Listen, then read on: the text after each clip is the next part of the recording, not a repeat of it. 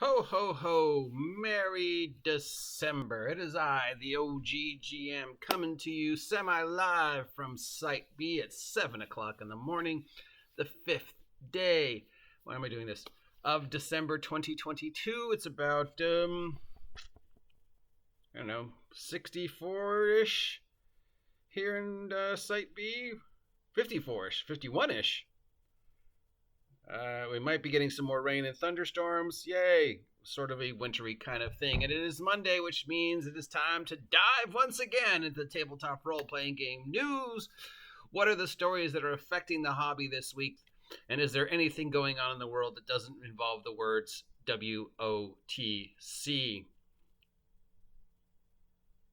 Well, a little bit, but most of it does revolve around our friends at Wizards of the Coast, because as we have established, the sun will always rise, gravity will always work, water is wet, and if it's a day that ends in the letter Y, Wizards of the Coast is going to do something.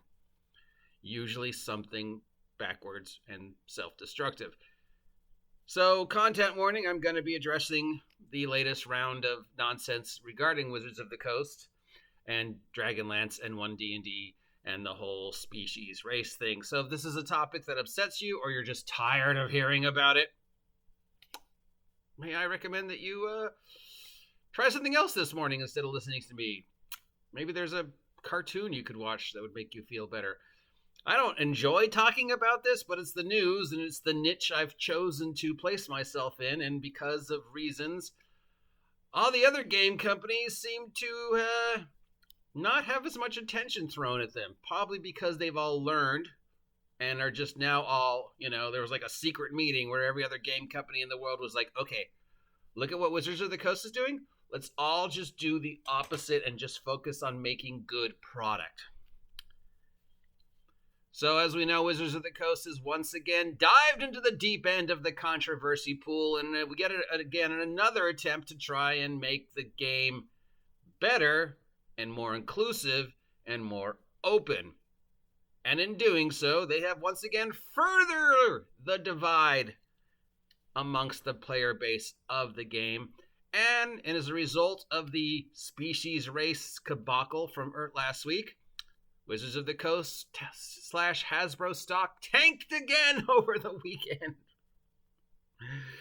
You know it's bad when somebody like me, who only has 10 shares, gets a warning from the stock market, from Ameritrade, the company that I bought my stock on. This product is not sponsored by Ameritrade. Sponsor me, Ameritrade.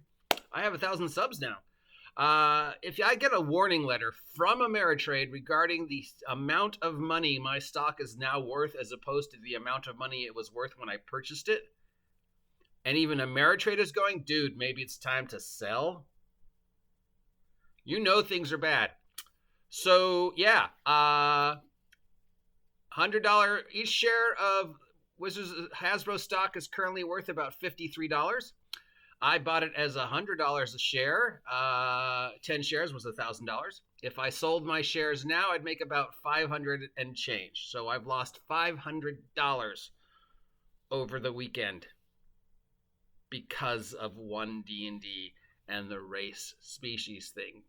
So if you've been living under a rock for the last couple days, of course, the big news is that in an attempt to, address the continuing accusations of racism made against them, Wizards of the Coast decided to remove the word race from D&D and replace it from species. So now you are no longer a member of the dwarf race or the human race or the sandwich race. You're now a member of the dwarf species or the human species or the sandwich species. This was an attempt to address the accusations of racism and lack of inclusion in D&D, and rather than fixing a problem that didn't exist, they created more problems. And now the divide between the various parties in the One D&D war is even further. We have the 5e fans who actually play 5e, and they're either one, this is a good change. I kind of appreciate it, but, it never really affected my game, but I see what they're trying to do. Or the other side of the 5e fans who are like, I don't care. Then we have the people in the middle, like me, who are just like, I don't care. You can change it to whatever word you want. I'm going to use whatever word I'm going to use at my table. this isn't going to affect the 5e games I play. This probably isn't going to affect the 5e games I run. Nobody I know who actually plays 5e is actually really ever been upset about this. It's just this small population. Then we have the grognards who are like, how dare you change our game yet again? God damn you, blah, blah, blah, blah, blah, blah, blah, blah, blah, blah. But then they also go, but I don't play D&D anymore, so fuck you, Wizards of the Coast. And I'm like, well, if you don't play D&D anymore and you don't vote and you don't fill out the surveys, you can't really complain if Wizards of the Coast changes their game to be whatever they want. Most of us grognards have moved on, and we're like, you know what, I'm just going to play a different game and just be like, oh, screw you, Wizards of the Coast. You can do whatever you want. We play Castles and Crusades, the real legacy of Gary Gygax. And then we have the Twitteropoly, the 5e Saber Raiders, the 5e Fearmongers, the shallow end of the 5e pool, the rapidly dwindling shallow end of the 5e pool, represented by people like Professor Connie Chang or Daniel Kwan or these other POCs, or even these people like me who claim that, well, I'm not a POC, but I know a POC, and they're offended. And these people like Daniel Kwan are still changing it from race to species or species to race is yet another insult. It's furthering the divide. It's increasing the bioessentialism. It's implying that one race is specifically better or worse than another race. Try harder, Wizards of the Coast. In response, over the past couple weeks, Wizards of the Coast, under its new management, has done a few clever things that, in the process of all of us saber rattling and making statements and stuff like that, we might have missed. In fact, I think I'm the only person who has mentioned this. I think Pundit might have talked about it, but so far, and I think Diversity and Dragons may have also mentioned it in his I get what they're doing, but this is the wrong way and wrong time to do it argument. Wizards of the Coast, under its new management, has placed a few safety nets that we might have missed.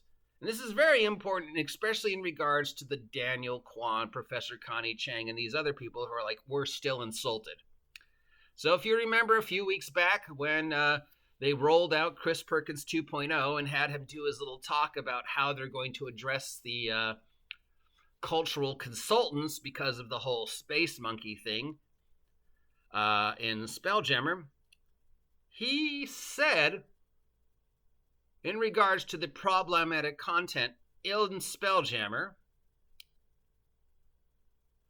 that was content that was not gone over by the cultural consultant. Somehow that was missed.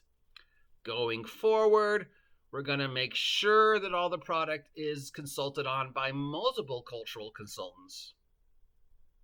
And in the future, should that product be offensive, well, it's because the cultural consultant missed it or didn't consult on that day, and it's their fault, not ours. Going forward, in his 40-minute documentary upon why the Wizards of the Coast changed the term that nobody really cared about, Crawford said the same thing. We have consulted with our customer base, i.e. the surveys. We will continue to consult with our customer base, i.e. the surveys. We took to heart what our customers said, and we made the changes based upon the responses we got from our customers. Now, how does this affect what Daniel Kwan and Professor Connie Chang and these other saber rattlers are saying? Well, pay very close attention to what Christopher and Jeremy said. We consulted others. We consulted you, Daniel Kwan. We did what you asked. We changed the word. You're upset because we did what you asked. That's not on us, Daniel Kwan. That's on you because we consulted you. In the industry, this is known as plausible deniability.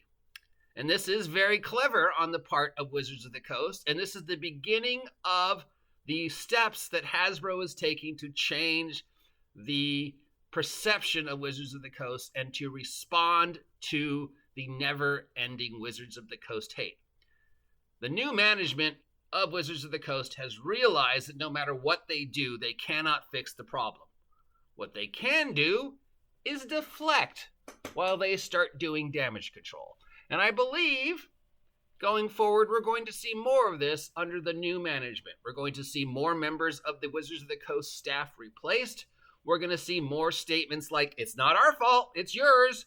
And we're going to see more changes to Wizards of the Coast as once again, under the new management, Hasbro decides to restructure Wizards of the Coast and make it work more like an actual corporation whose job it is to make money as opposed to whose job it is to infuriate the customer base. So, going forward, is there any other news that doesn't involve One D&D? Yeah, there was an announcement that they were releasing an updated version of Tyranny of the Dragon, Horde of the Dragon Queen, and Rise of Tiamat on the Amazon. What's different when this one than the other one that was in 2014? It's slightly easier, and it has new art. This could have just been a free errata that they presented to make the changes, but instead they decided to make an entire new book, so you have to buy it again.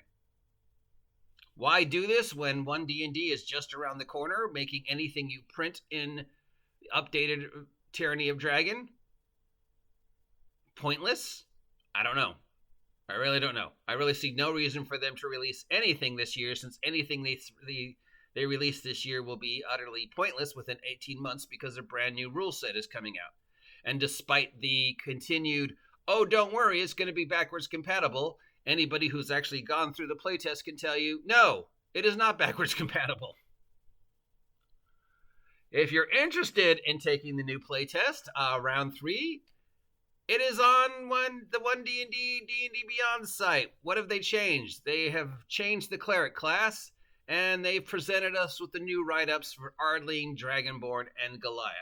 Now, when I was talking about the Ardleen changes the other day, I mentioned why replace Aasimar with Ardleen when you already had a race that did the exact same thing. Well, I've been informed that actually, no. Aasimar will still be in One D&D. It's just not in the Player's Handbook. Which means it'll be presented in a One D&D splat book sometime later in 2024. Which means, oh, great. So if I want to play an Aasimar, I've got to buy another book. Otherwise, I'm stuck with whatever in the Player's Handbook. Why not just include it in the Player's Handbook and make the Ardleen the one that you put in a splat book later on? Because I haven't heard anybody go, God, I cannot wait to play a half-donkey, half-human, descended from spiritual animals character in D&D. Not once since 2014 have I played in any single solitary 5e game and I've played a lot, probably over 100. As somebody said, you know what this game really needs? A humanoid with the head of a fish. I want to play that. No.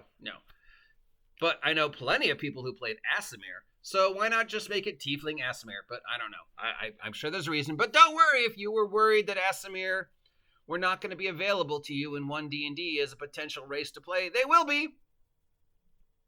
They just aren't in the Player's Handbook. They'll be in another book that you're going to have to buy. Wizards of the Coast has announced the results of the surveys from Round 1 and Round 2. It was part of the 40-minute documentary that Jeremy Crawford gave us. Apparently, I should have watched it because there was some things he mentioned that weren't covered in the actual document. But mostly I just ignored it after 10 minutes because, hey, all the information you're giving me in this 40-minute documentary, Crawford, I can find on this page of information on D&D Beyond. I really do not need a 40-minute documentary from you telling us how great you are for changing species and race. We have the first announcement for the first release of 2023 that we actually knew about, and this is Keys from the Golden Vault. The Amazon page is up. All we know about it is that it's an anthology with heist at the center of every tale. So if you were a fan of Dragon Heist / Return to Undermountain 5e, then this might be something that you're interested in. If you've always wanted to do a whole bunch of thiefy, heisty-based adventures, this is coming out, I guess, in February, because January we're getting the revised Tyranny of the Dragons. Also, Trivial Pursuit Dungeons & Dragons Ultimate Edition is coming out. It's from a company called OP, formerly USA Opoly. This is a company who makes, Star Wars Monopoly and stuff like that. So it's another company that Wizards has farmed off. Hasbro has farmed off former Wizards product too, similar to what they did with Renegade Press, as Hasbro begins to continue to separate themselves from Wizards of the Coast in regards to Dungeons & Dragons IP. Now, in order to understand that, you have to understand there's a difference between Dungeons & Dragons IP and Dungeons & Dragons, the actual physical product. Now, the actual physical product of Dungeons & Dragons is the Player's Handbook. Player's Handbook runs, about $50. Of that, Hasbro makes pretty much nothing. They break even. They maybe make a little product due to mass releases. But as of now, compared to in 2014, 2015, the amount of money they make for each selling of a 5e Player's Handbook isn't that much. It's pennies on the dollar, if at all. They're lucky if they break even, especially this late in the game. On the other hand, Dungeons & Dragons IP, like this Dungeons & Dragons Trivial Pursuit, that's pretty much all profit. So that is the difference. There is a convention coming up called Dragon Meet, and several of the people that are going to be there include EN Publishing, who are continuing to push Level Up Advanced 5th Edition 5e, one of the games that Wizards of the Coast stole the idea of changing species and race from.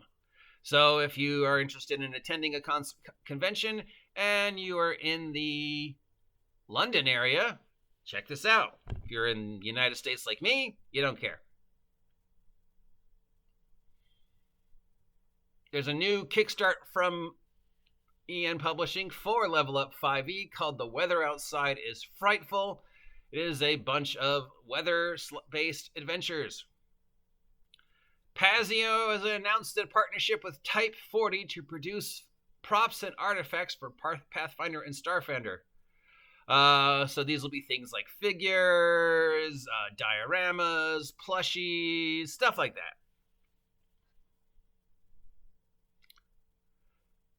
There is something coming from them called Drift Hackers, and you can get a free PDF download companion for the Drift Hackers Adventure Path from Paizo. With a name like Drift Hackers, it sounds more like a Starfinder than a Pathfinder Adventure Path, but doesn't say. But I'm going to assume with a name like Drift Hackers, it's probably a Starfinder. Free League Publishing has released Blade Runner, the role-playing game, the most anticipated RPG of 2022. I have yet to hear anything negative about this. I have, of course, the Blade Runner Player's Handbooks / Adventure Guide, as well as all the PDFs, because I backed it. I was one of the, first to back it when it went live.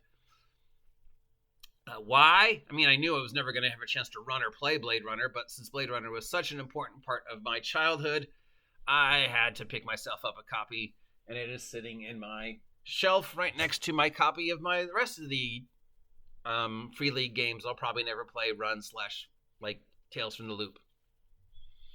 Hey, remember Munchkin? There is a Munchkin digital version out coming from Steve Jackson Games and Dire Wolf Digital. It's called Munchkin Digital Game, and it's a game version of the popular parody card game Munchkin. The game is available for Windows and Mac, currently featuring both multiplayer and solo mode. Its early access period is expected to last 3 months, and it's about $14.99 on Steam. But there's a whole bunch of Steam sales going on for Christmas, so it's probably lower, including the Jingle Jam. We have some more labor news regarding the various unions that are attempting to be formed by gaming companies. Noble Knight Games United announced that their retail and online store, Noble Knight Games, has voluntarily decided to recognize the union. So previously, Noble Knight Games was not going to recognize the union that was being formed by their employees, but now they're like, okay, fine. will recognize it. Also, remember the United Pesos Union? The United Peso workers, or the Peso employees decided they to unionize like a year and a half ago. Well, that's still being battled out words, OGGM words. That's still being battled out. It's still in negotiations under the collective bargaining agreement of the unions. So, good luck, guys. Game designer Mike Woshek won a default judgment against board game publisher Oxeye Media. Woshek filed a lawsuit against Oxeye claiming unpaid royalties, failure to provide royalty reports, and other contract breaches in publishing his board game. And it looks like he won. Congratulations, Mike. As a fellow Mike, I always like to see my Mikes win. Reviews for Dragonlance Shadow of the Dragon Queen and the Warriors of Krynn board game are in, and the reviews remain to be, it's good. It's not what I expected, but it's pretty good. It's a difficult read if you're a beginning DM, and you're not really familiar with the lore, but you don't really have to be. So it's pretty good. It's not great. It's not awful. It's pretty good. The board game apparently is better than the Shadow of the Dragon Queen adventure, and almost everybody agrees that the figures for the upcoming Skirmish game are fucking awesome. So, yeah. If nothing else, we're getting a bunch of new cool figures. And there's new footage and a poster for D&D and Honor Among Thieves. It is still scheduled to be released on March 31st. It is still claiming that it is going to be in the theaters. But since Hasbro is in the process of selling off the entertainment division that's responsible for Dungeons & Dragons Honor Among Thieves, we are predicting that it will not make it to the theaters and go directly to Netflix once the deal of whoever's going to end up being the new entertainment division of Hasbro. Now, it could still end up in the theaters, at least for a weekend, but I have a feeling we will see it on Netflix either the same or soon after, or perhaps we won't see it in the theaters at all. Really, we don't know, because we don't know what's going on with his Hasbro's entertainment division, E1, and then the new proposed entertainment division. If you haven't been following the Dungeons & Dragons Honor Amongst Thieves storyline, it's a D&D movie that's coming out next year on April 1st, which is a horrible day to release movies. Really, honestly, as somebody who worked in the industry for 16 years, there are certain days you do not want a movie to be in the theaters. And midnight, March 31st / April 1st, that is not a day you want your movie to be seen, because it's April Fool's, and people will automatically assume your movie is an April Fool's joke, or that they can go into the theater and prank the movie because it's April Fool's. And people do some pretty disgusting things in movies, like, throw toast at the screen or stuff like that, And I'm not just talking Rocky Horror. So, yes, with the announcement of the sale of the entertainment division of Hasbro, the fate of the Dungeons & Dragons movie and the Dungeons & Dragons television show are currently in limbo, even though they're still announcing that it's coming out. And we've got a poster. And the poster includes what looks like a red mage from Thay, the various characters, including the druid who can turn into an owlbear, even though druids can't turn into owlbears.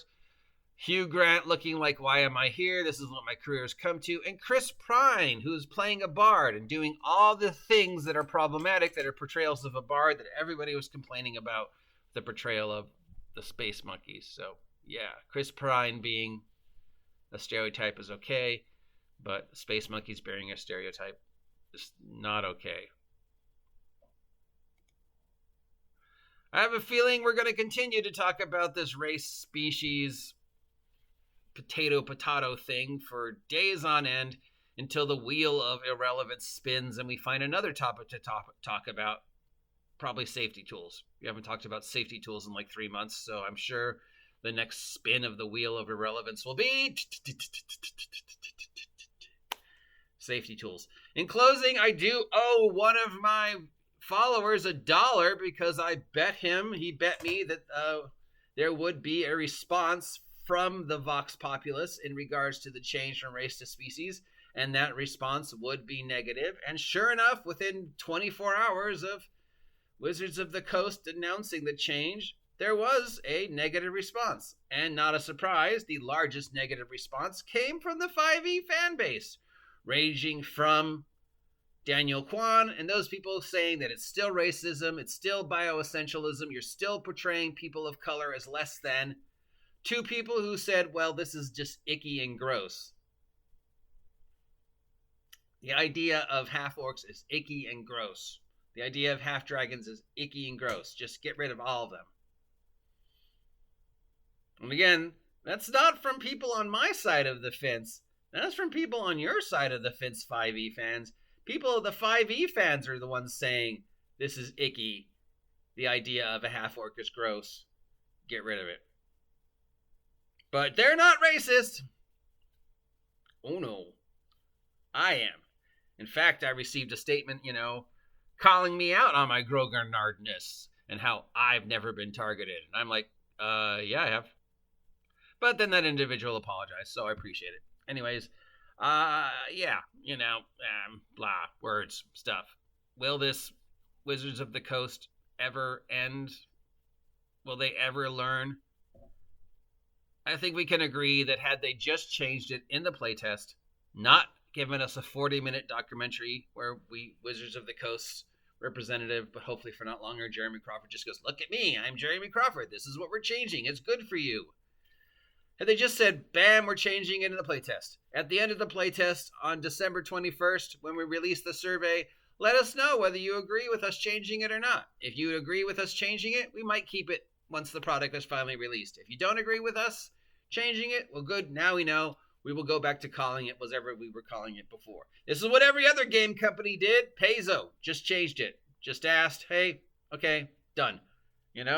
Level Up 5e, changed it. We're changing it to Ancestry. Level Up, bam, done. Palladium did it 20 years ago. We're changing it, bam, done. What do you think? Oh, okay, great. We don't care. You know what? Because we're in the business to make money off of our product. And again, in closing, I will say, well, I would love to talk about the news from other game companies, but thankfully other game companies have learned their lesson from Wizards of the Coast and tend to focus their energy on actually making good content and good product, as opposed to waving flags of, we're trying to be more open to the current world.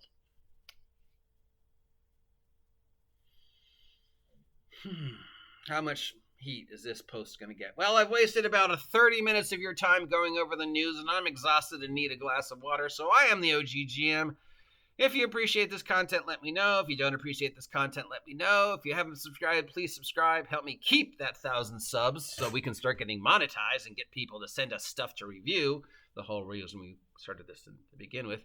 And if you're looking for some Christmas gifts, check out my merch. It's on links down below, including a brand new adventure up at Big Geek Emporium and other general OGGM nonsense. Till next time, I'm exhausted. Talk to you later. Get off my land.